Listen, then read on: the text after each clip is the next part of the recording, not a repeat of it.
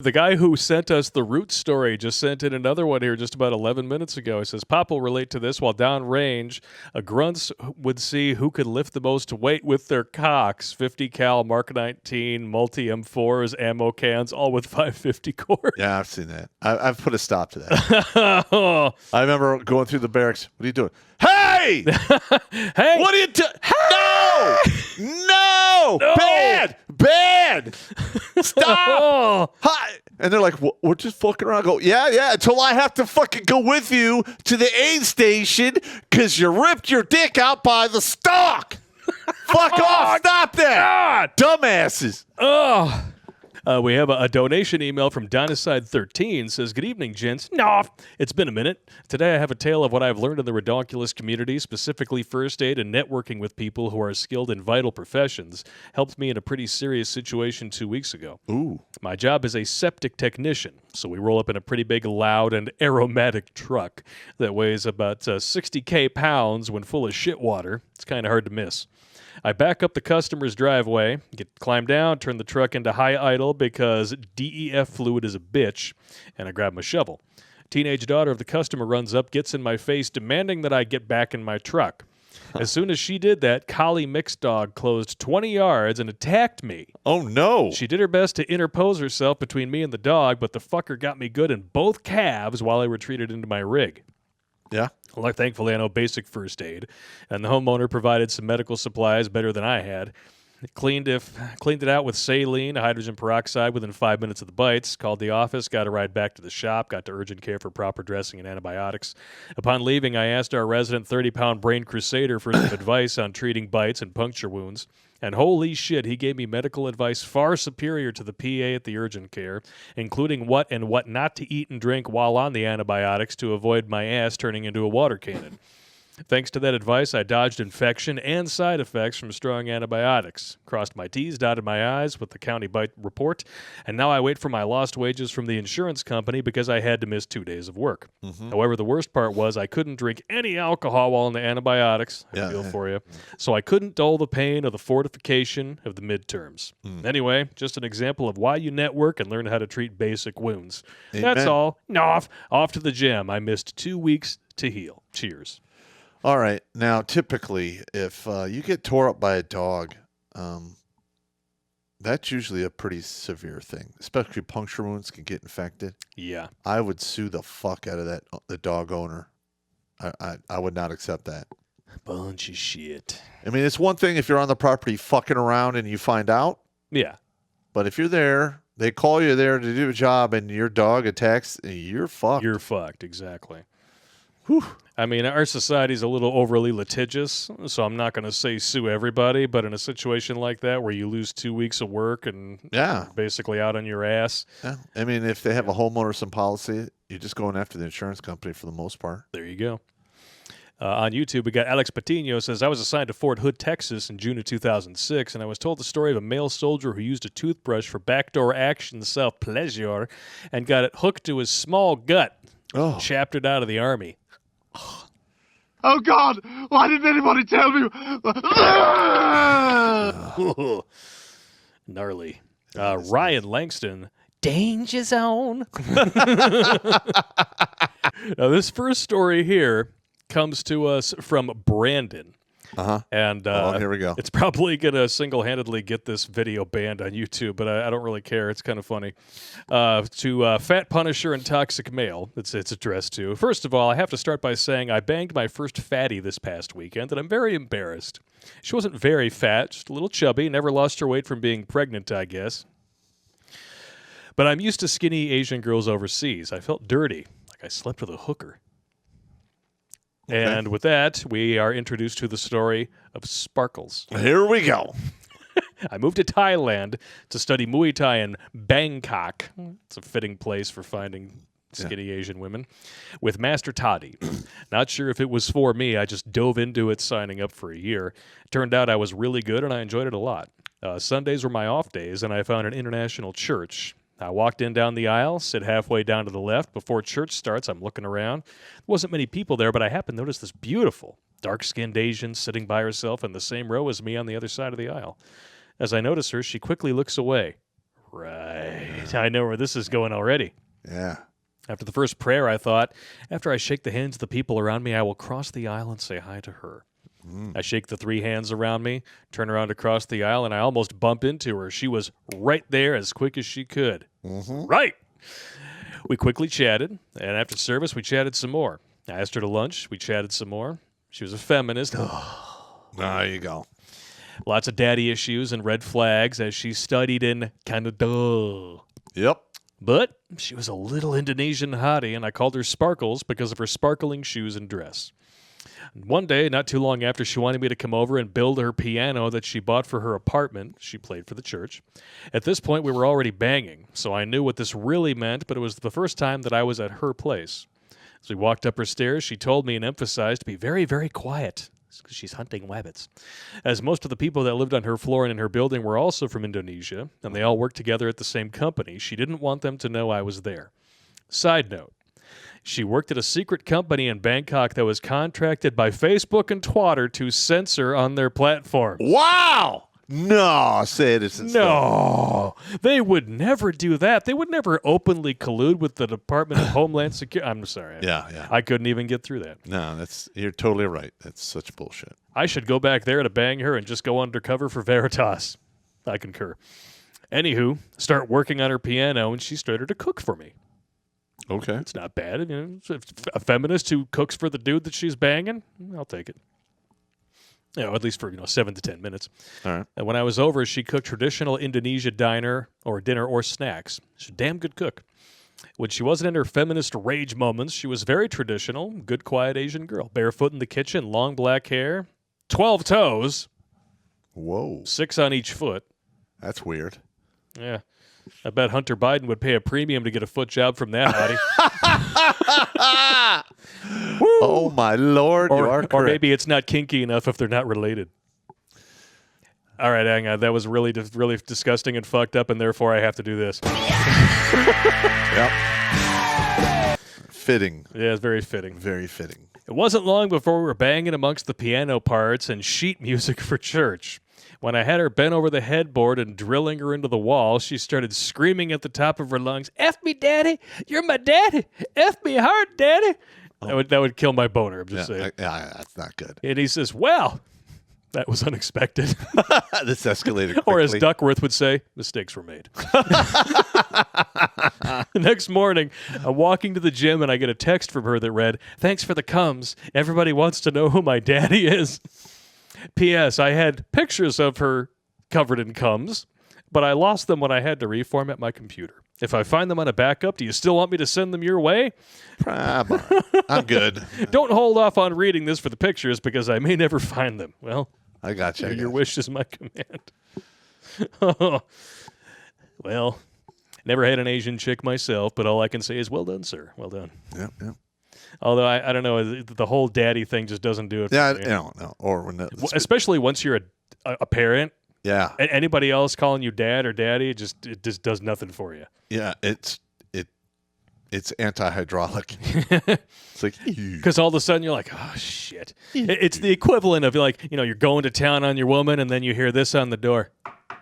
Daddy? Oh fuck. What's going on in there? Can I have a glass of water? Go get it yourself. Yeah, you walk to the door to knock on it, walk to the kitchen to fill up a glass of water. You ate your way in, you can walk your way out. Son of a bitch. Totally true. We got another one here from Matt. Let's say I spelled that wrong. Looking for it. Apologies. Prank story incoming. Oh, yeah. This is pretty good here. I love the pranks. Let's see. Old Guardsman here. I love your videos. Been watching you for a while. Watching Pop smile as he tells old stories makes me smile as well. No homo. Way back in the day, sometime right after 9/11, I was in an arty unit. We worked on M109A5s, a tracked howitzer. I was a mechanic, and although there were common pranks, box of grid squares, exhaust samples, armored vehicles, give you the opportunity to prank the new guys. So this brand new private, named Redacted, was assigned to my section. I know quite a few privates called Redacted. Yeah. How you doing? I'm Private Redacted. I decided that he needed to be taken under somebody's wing, and as part of the E4 Mafia at the time, duty and honor fell squarely on my shoulders. For some reason or other, we had a track station in the parking lot at our unit. For clarity, we worked on tracks, but usually only get them at AT. There wasn't enough room at our facility to house them, so for one to be in the parking lot, it was unusual. I decided to give my new best friend a piece of chalk and a hammer and explain to him with the utmost seriousness I've seen this. that part of the PMCS was checking for soft spots in the armor. Yep. Now, when questioned how he was supposed to tell whether he found a soft spot, I took the hammer from him, banged on the hull in a random spot, tapped again lightly, and then nodded my head. You hear that? It's a good spot. Now tap around the hull, and if something sounds different than that, mark it with this chalk, and I'll come back and check it out. I've seen this dozens of times. After leaving little buddy with the track for about an hour, I came back to see the results of my handiwork. It looked like the track had been the host of an Olympic tic-tac-toe battle. There were X's and circled areas everywhere. I climbed inside where my victim was busy tapping with the hammer near the ammunition rack and came clean to him. He was furious as we prepared to exit the track. Yeah. I heard voices approaching our section of the lot. And what do I see but my first sergeant along with a couple of old vets walking up to check out the track. What should have occurred to my pea-sized brain was that there might be a purpose to this vehicle being parked in our lot. Yeah. The howitzer was due to be part of an open house later in the week, and I just became responsible for the graffiti all over it. Have I mentioned how hard it is to remove chalk from a caulk paint? Yeah. Well, as I stood there terrified, my first sergeant walked up and immediately went from his normal demeanor to furious, skipping irritated, angry, and pissed off in the process and being on the verge of full conniption. Oh, that's ridiculous. My only thought was, I'm dead. There's no way out of this. I'm caught red-handed. About that time, the top opened his mouth to verbally destroy me. I watched one of the old-timers chuckle, elbow the other in the ribs, and both of them break out into laughter. Because it happened to them. Yep. Top looked at me, looked at the old-timers, turned and walked away without even saying a word. Yep. I never heard anything else about it. I didn't believe in guardian angels before that, but I do now. Hope you guys have a good day. No, we had an E8 that did that all the time.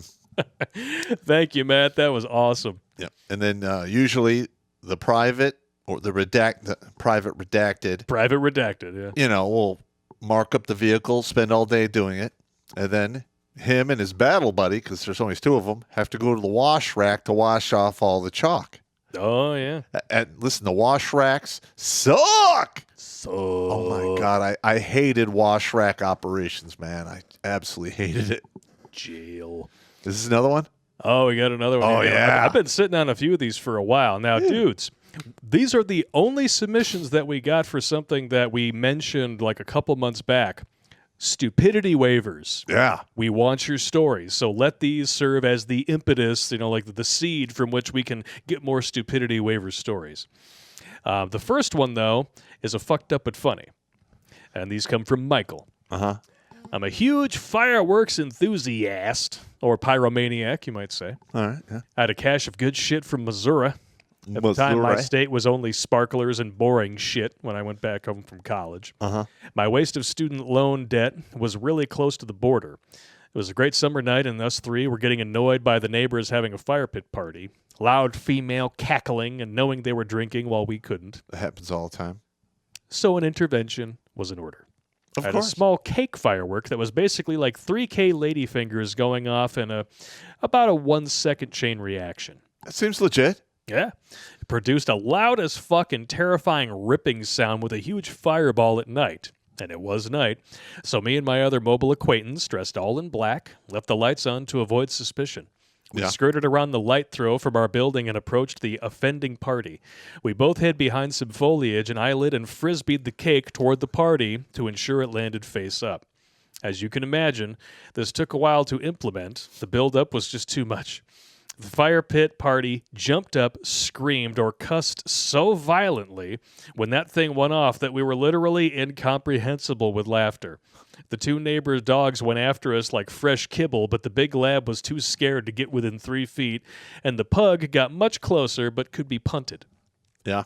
Yip, yip, yip, yip, yip, yip. Me and younger compatriots laughed for at least 30 minutes, and I cannot recall this story without smiling or chuckling even 20 years later. To date, no revenge, but I'm not relaxing. Maybe they decided it was too well set up to have hard feelings. All right, so I'm going to send you an image here, Okay. and it is a old PT card Okay. for one of my soldiers. Oh, yeah, you did send me Do you this. still have it? Yeah, but resend it to me just so I All right, I'm going to do it right now. Now, I'm going to tell you a little backstory here. Okay. The soldier I wrote this on, great guy, all right? And listen, the crazy shit I had to do to get him to pass his PT test, basically he failed. He failed height and weight and the PT. I found it. Oh, you found it? I just sent it to him. Yep, this is hilarious. So he came in. He had a whole week. Actually, 2 weeks. He took the PT test, failed it. And I'm like, okay, well, you failed it. He's all freaking out because he's trying to get promoted. Yeah. He's like, okay, well, he's in between jobs. I'm just going to stay here and take the PT test every day until I pass. I'm like, I can't give it to you every day. I give it to you every third day. Okay. So for 2 fucking weeks, I starved him. I PT'd his ass to death. So he finally makes it, passes everything. And I fill out his PT card and I write these comments on there. Social needs to run on off time and stop stuffing his face.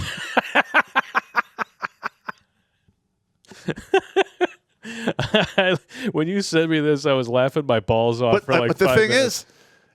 is this has been framed Yep. and hanging in my old unit in Utica, New York.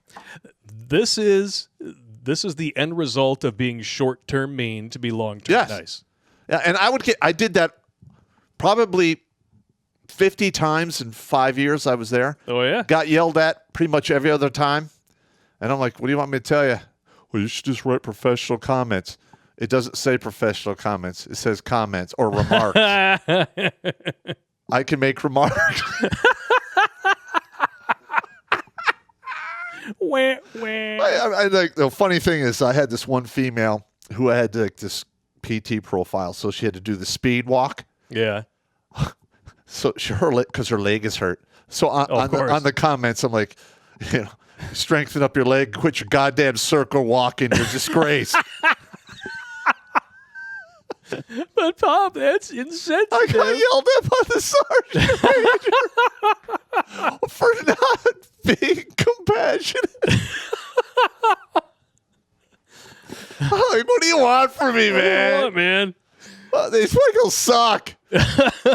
Oh, man. Oh, that's some good shit right there. but on the flip side, if they want compassion, don't go in the military. well, That's on the all. flip side, I had a couple guys that wanted to go to Ranger school, right?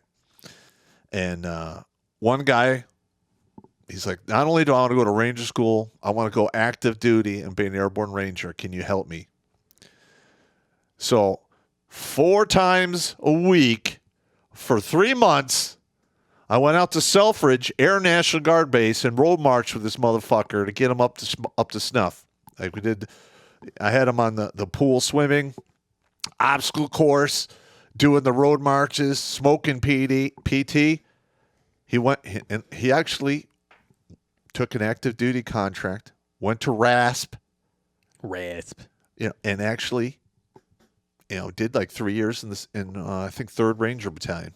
Nice. I don't know what he's doing now. I think he won SF after that, which, it's commendable. I don't know. But that is an old school NCO right there. That is how I was trained and conditioned by all the old NCOs I had back in the day. And that's just the way it is. Watch Grunt Speak live every Tuesday and Thursday at 8 p.m. Eastern. And if you want to join Pop for Supporter Sundays, go to redonkulous.com/donate and make a monthly pledge. A link is in the Meat Gazer box.